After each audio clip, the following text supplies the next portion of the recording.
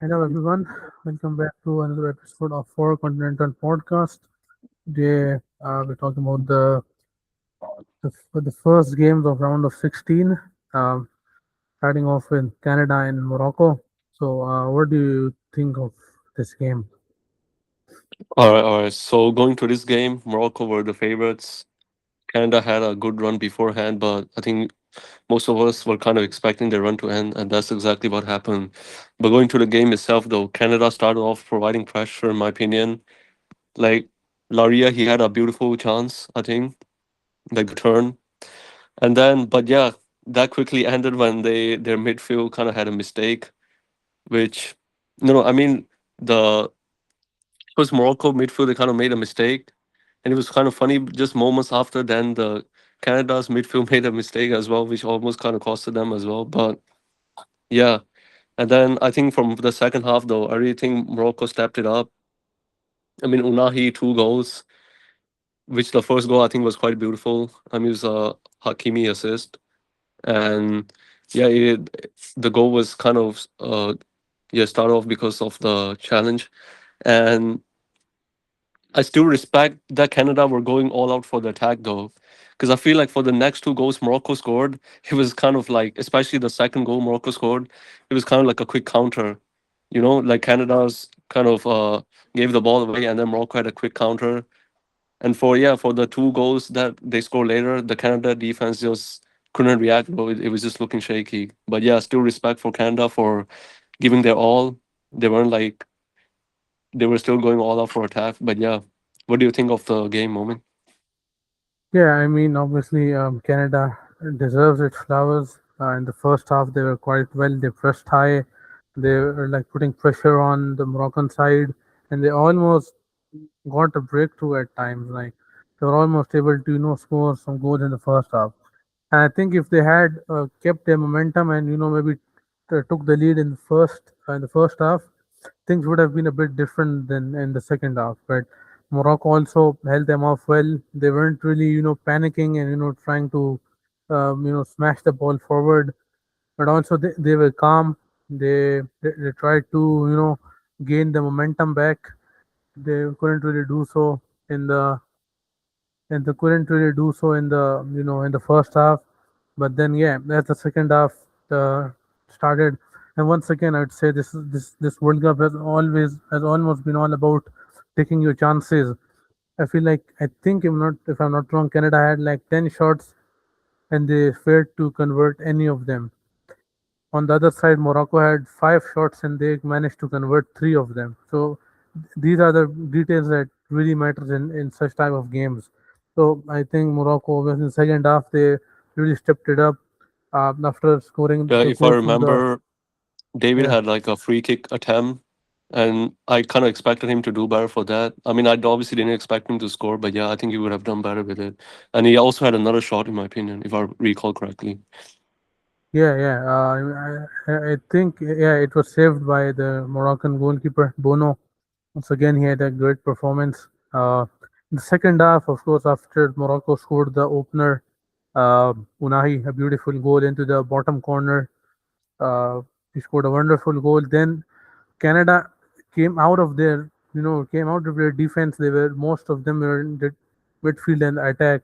So now all Morocco had to do was basically make a line-breaking pass and make the run for the goal. And this is what exactly happened for the second goal. Brahim Diaz made the run. Then Unahi arrived in the middle, and once again a beautiful goal was scored.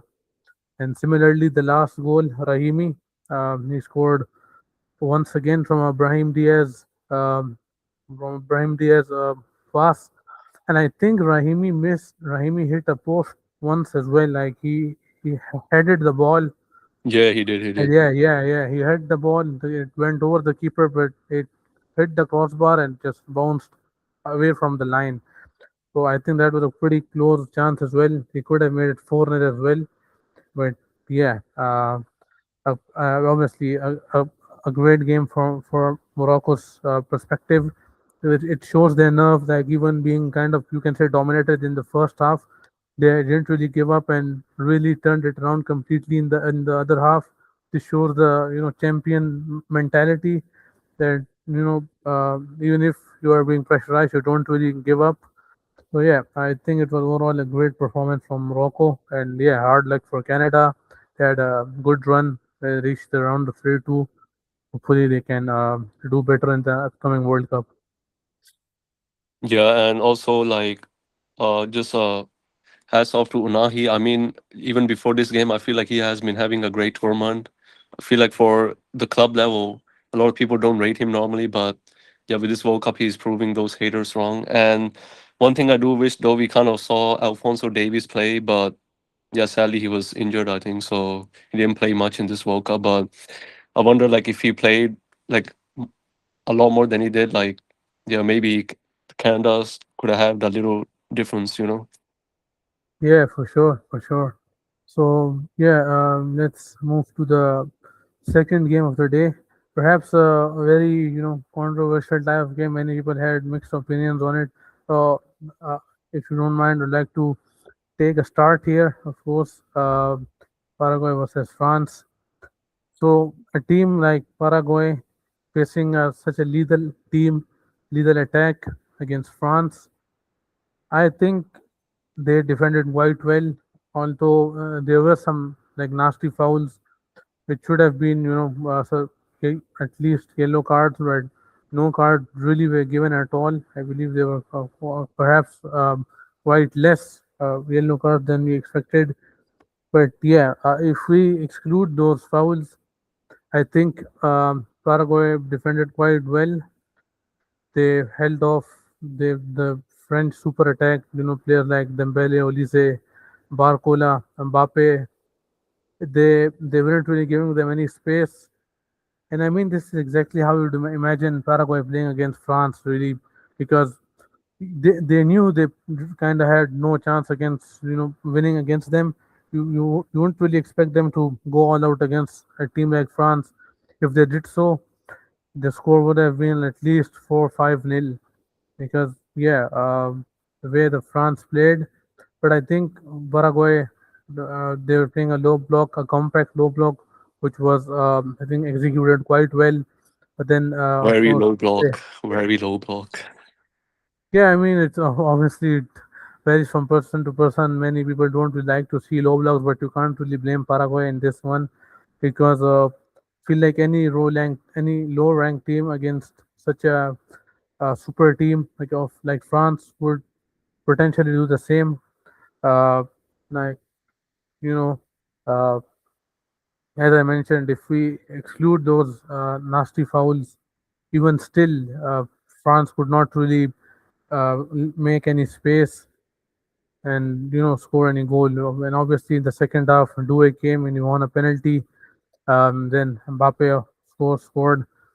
But obviously, their initial plan was to maybe take it all the way to the penalties, and then penalties are more like 50-50, because it could go either way. So I think yeah, this was their initial plan, and up till the 70th minute, where they defended quite resiliently. It was perhaps many people obviously would argue, but in my opinion, I think it was a defending masterclass. Um, of course, yeah, it varies from person to person. Many people are hating on this performance, and that's quite understandable. You would be, I personally would be annoyed as well if my team had to play such opponents. But again, with the players, my team, if I was a French supporter, the players my team has, I would expect them to break this defense and try to score goals, but they couldn't. And if you really look at the game, Olise and the Bele Barcola, if you look at their ground duels, I think all of them, they did not complete 50% of their ground duel. They did not win 50% of those.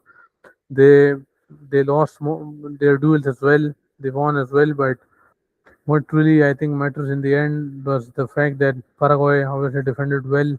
But in the 70th minute, after the penalty was scored by Mbappe, think then Paraguay obviously started attacking more on the front. They started to come out, and even then France still could not score, courtesy of uh, the Paraguayan goalkeeper Gil.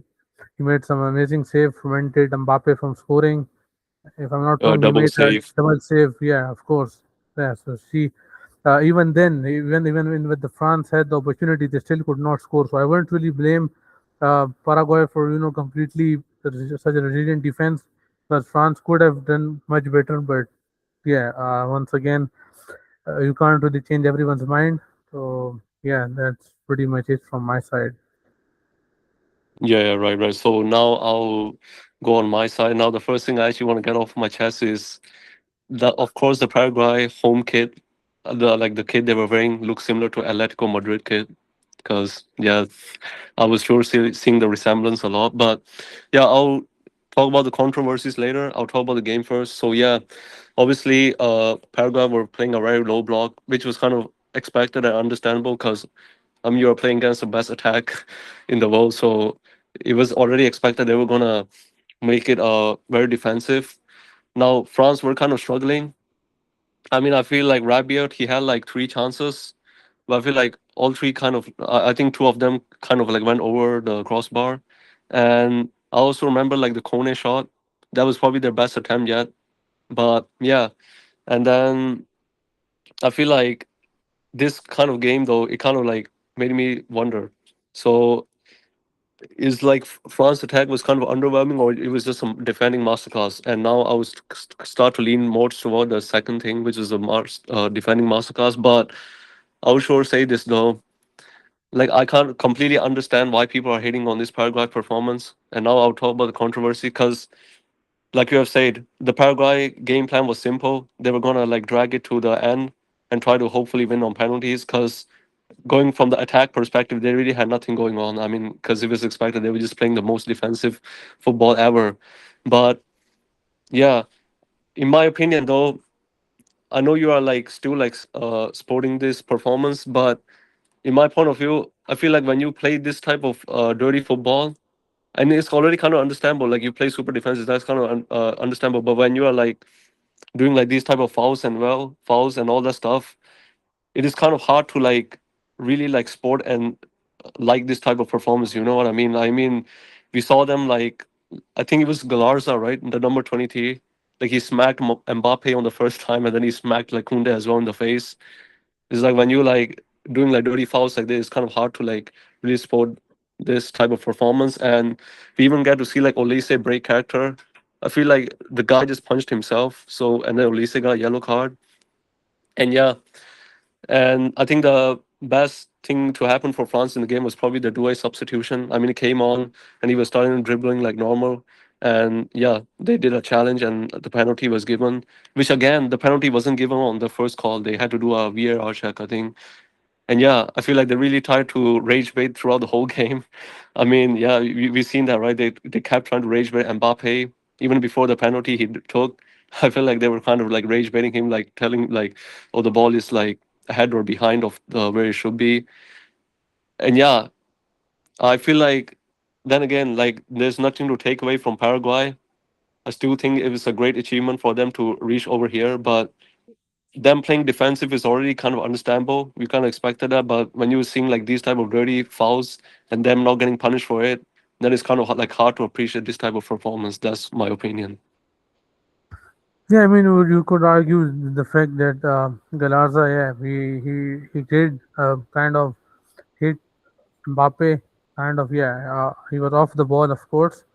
But then I'm pretty sure you did not watch this when Mbappe elbowed a player in the back, and he wasn't on the ball either. I'm pretty sure you didn't see that perspective as well.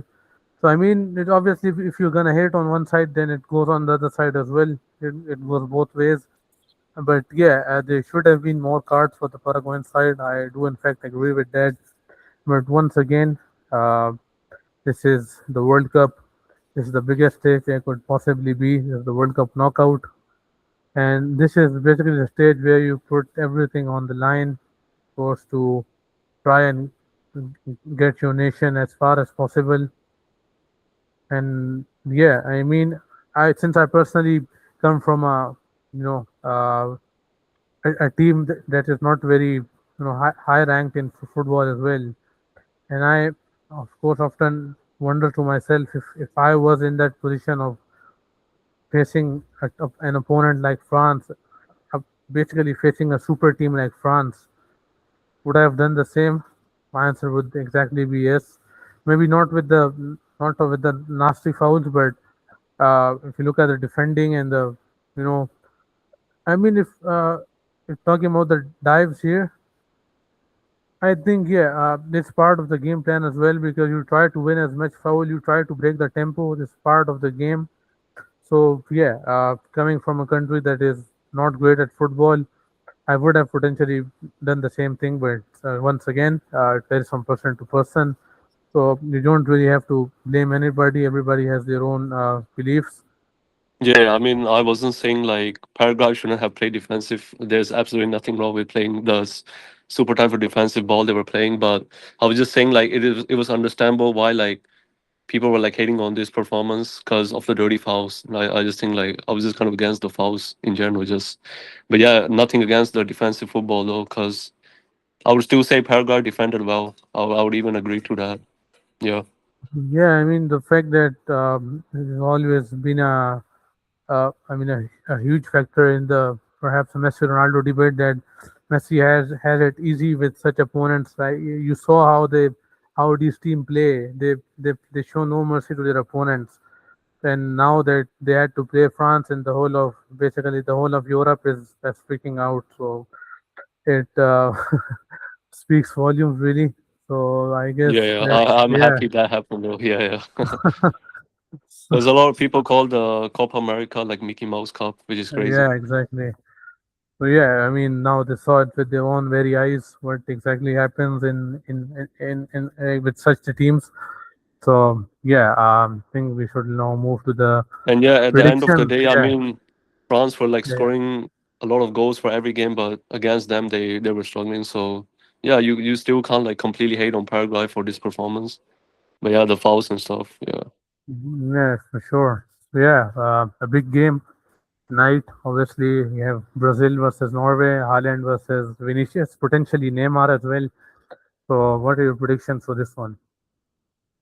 yeah, right. I mean, going to this, I feel like for the Ivory Coast game, they were like level to level against Ivory Coast.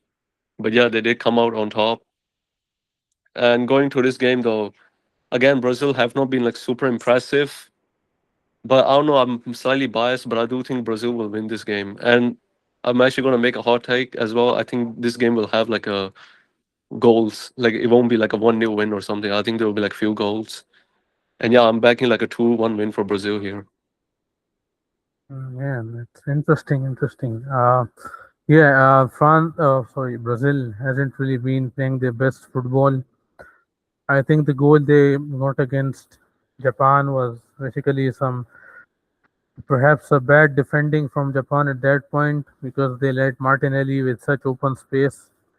Yeah, they if they had maybe covered Martinelli better, maybe he wouldn't have enough space and maybe they could have taken it to extra time. But Japan really crumbled at the end and they were really punished for it.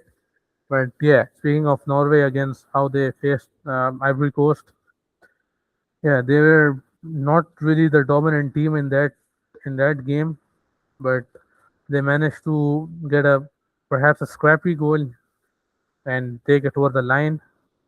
But yeah, facing a team like Brazil, who's especially the center backs have been really nice, have been really great, Marquinhos and Gabriel. I think this will be a tougher challenge for Norway, or probably the toughest so far in their World Cup journey. Apart, I didn't mention the France game because the fact that they didn't really, play the main team. So I intentionally left out that game. So yeah, this is the biggest test so far. But I think that uh, Norway actually takes them to penalties. I think Haaland, of course, as much as we try to people may try to downplay Norway, but I still think the attacking threat they have up front, Haaland especially, that guy can score from anywhere, and I think he will be the difference maker in this game. I think this game goes to penalties, and Norway take it away in the penalties.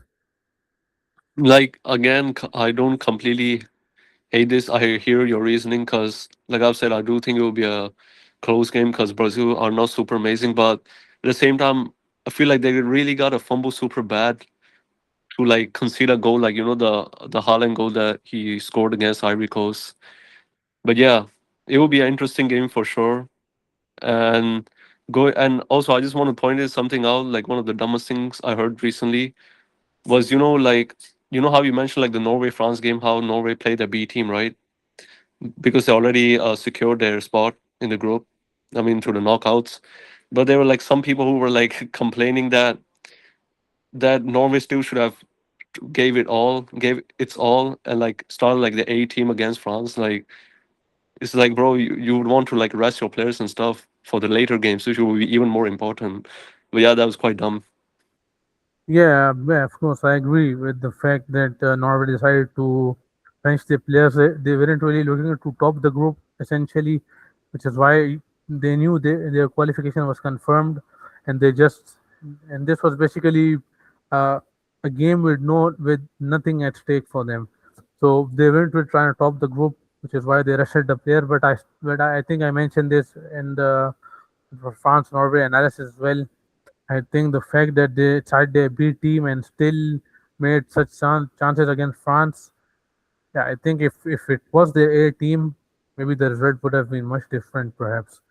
Now, like Strand Larson, of course, he missed a couple of good chances, missed a penalty as well. Potentially one of the worst I've seen in a while. But yeah, I still think they had France on their toes. Yeah, right, right. So it will be an interesting game for sure. With that, shall we move on to Mexico versus England? Mm. Yeah, of course. Let's move to the second game of the day, Mexico versus England. Of course, yet another very anticipated game. I mean, there have been some quite interesting stories surrounding this game, perhaps. The fact that the English players have been allowed to use, you know, Oh yeah, yeah, uh, that was yeah, crazy. Like what the hell? Well, that should be considered cheating, man. yeah, Yeah. Or what the hell was that? But yeah. So yeah, yeah, yeah. I hope that don't make like England super strong for the game tomorrow. But yeah. yeah, for But sure. yeah, going So through this, so you want to start off with the predictions first? yeah, okay. Let me just get to it.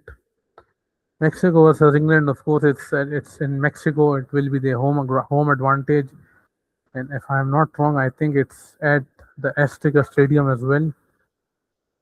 And I believe Mexico has not lost any game at the Azteca since the last 13 years.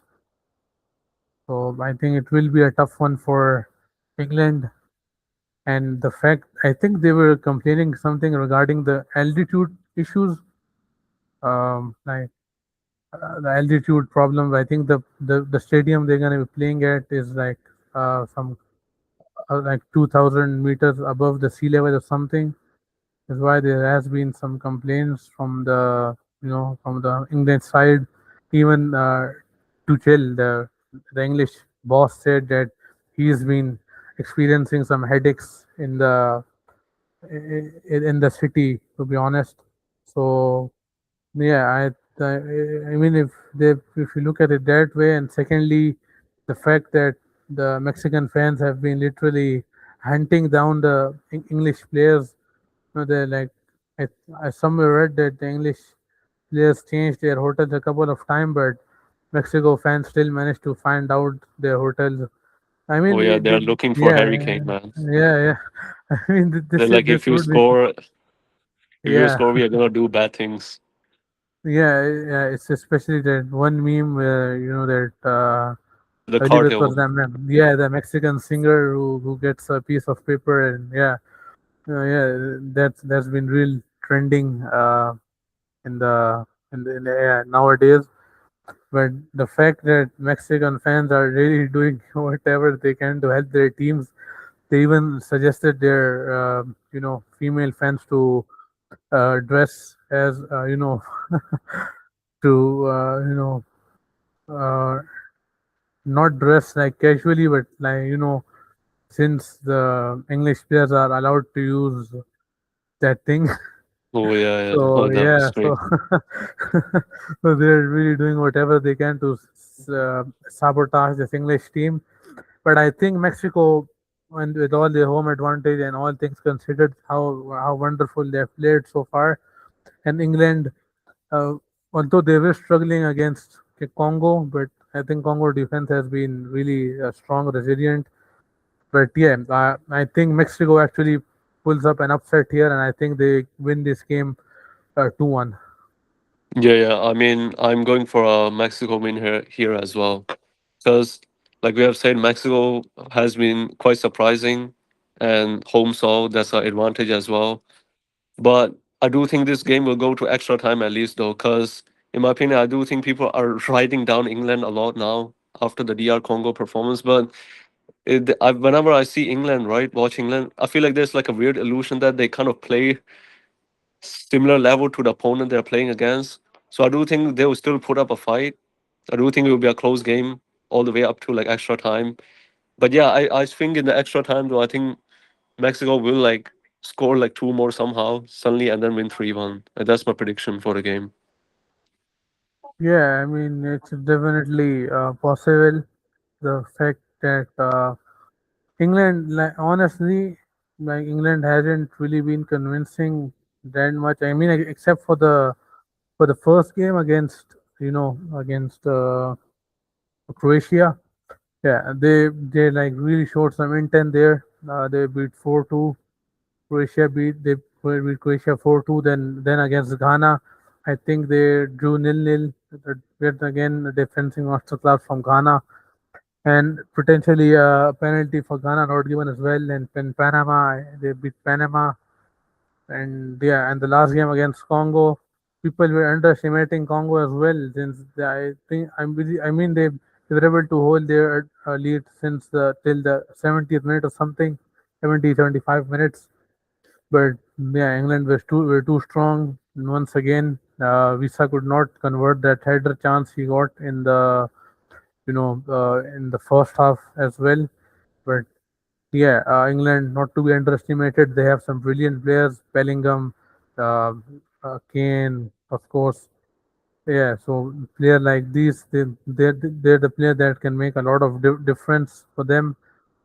But on the other side, Mexico, they have put up a real fight as well. They have shown resilient. They haven't really given up on their games. So I think it will be a great game to watch, and I definitely can't wait for the game. Yeah, I mean definitely I'm quite hyped for this game. And to be honest, I'm more hyped for this game than the Brazil versus Norway one. Yeah, I mean, you could potentially argue that this is like some kind of like more even game, like more evenly contested game than the Norway game. But you never know; it's the World Cup, so anything could happen, and especially in these knockout stages, we could expect the unexpected. I mean, it's kind of like awkward to have 2 games per day now. Like back then, we had even a 6 games per day, man, like five game per day per day, uh, uh, date as well. Yeah, I mean, it's definitely coming to an end, and finally, in at the final stages for now. So, and yet we have another long wait, but at least the Euros and the Copa Americas will be around. So, and the African Cup of Nations, of course. This will be some very interesting development this time, considering how well African nations did in the World Cup this time out. So I think the next AFCON will be really interesting to see who wins. Obviously, the best team out of Africa so far for quite some time has been Morocco. They had a brilliant run the 2022 World Cup as well, and even now they reached the quarterfinals, and now they face France, and potentially a chance to have their revenge for the last years for the last World Cups semi-final. So yeah, really excited to see how far they go this time.